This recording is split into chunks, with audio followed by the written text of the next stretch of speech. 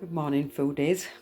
So today we're making my Christmas jam. I make this every year for presents for people, and I sell it as well if there's any left over. And it's very yummy, it's very tasty, and it's a combination that I just made up myself. I've never seen it sold anywhere. My own recipe. So we're going to make jam today, and it's my Christmas jam that I'd give out for presents. Well, I didn't think I'd got a lot of product this year because it's all been in my neighbour's freezer, and I've ended up with 2 pans. So I might not have enough granulated sugar, so I might have to add some of my sugar in, which is like a light brownie one, which is fine. I'll just add an extra layer of flavour to it. So because it's all frozen, I'm just letting it defrost down a little bit before I start putting the sugar in, because there won't be any room for the sugar. So you will also need some sterilised jars to put your jam in, and some labels. So we'll put 2 pounds of sugar in each, and then we'll see how we get on for texture. And maybe we might have to add some more sugar. We shall see. Sounds like a lot of sugar, but bearing in mind there's nearly 3 pounds of fruit in here. It looks like snow. Okay, let's go in with this one.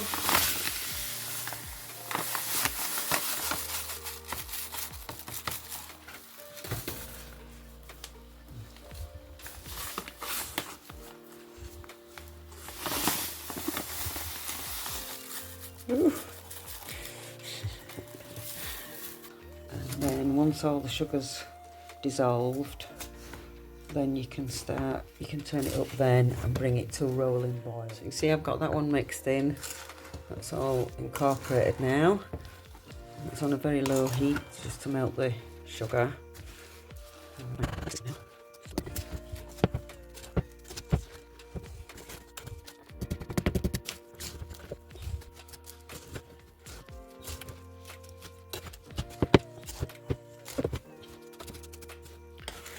Go. Got all that mixed in now. When it's at this stage, it reminds me of slush puppies. It's a little tip to check your jam. Take a little plate or saucer and place it in the freezer. As you can see, the sugar's all just about melted now, so I've just turned the heat up a little bit, just in case there's any still crystallised in the bottom. I don't want it burning.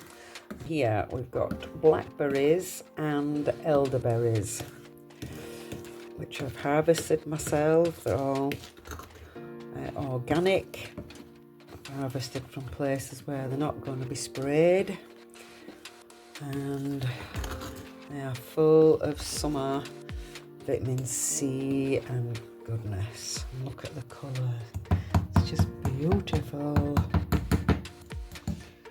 Just turn the heat up a little bit, so you need to keep stirring this periodically. So this one's starting to boil. We're going to give it a stir it down. When you get to this point, you need to watch it constantly so that it doesn't boil over, which I've had happen in the past. And it makes a right royal sticky mess. So you don't really want to. It reaches a rolling boil. Leave it for about 5 minutes. If you're using hard fruits such as apples, you'd leave it a bit longer. If you've got a thermometer, it needs to be at the boiling and setting point. It's about 105 Celsius. I think that's about 250 Fahrenheit. Correct me if I'm wrong. So here we have it, it's on a rolling boil, so we'll leave that for 5 minutes, and then we'll do the wrinkle 5 minutes.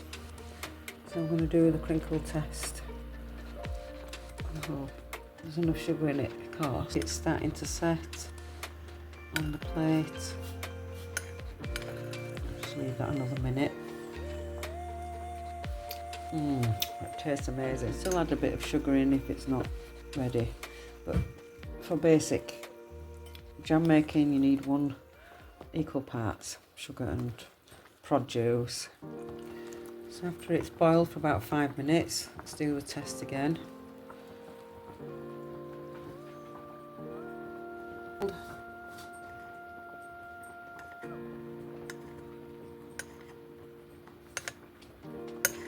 That's about ready. It's ready.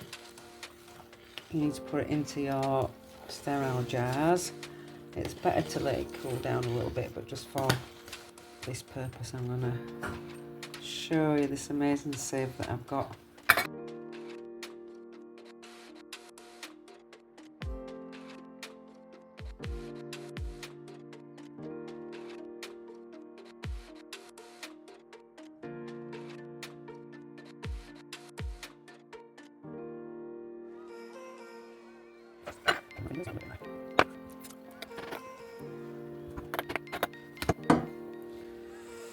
"20 jars of jam."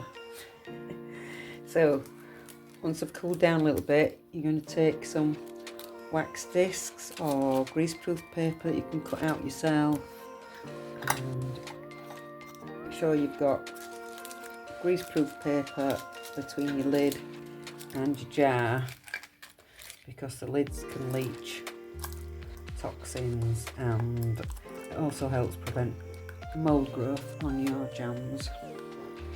It's a tiny one that needs wiping. So there we have it, 20 jars of jam.